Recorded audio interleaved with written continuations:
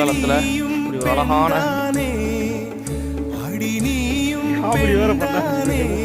மலைப்பாதையில வந்து குடிச்சிட்டு போறோம்.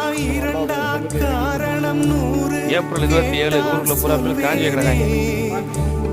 நம்ம அல்ஹம்துலில்லாஹ் எவ்வளவு அழகாக பெரிய செலவும் இல்லாம ரொம்பங்க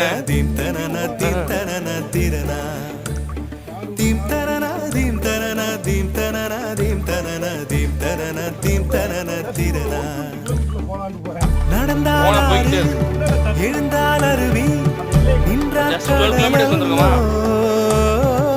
சமைந்தால் குமரி மணந்தால் மனைவி பெற்றால் தாயல்லோ.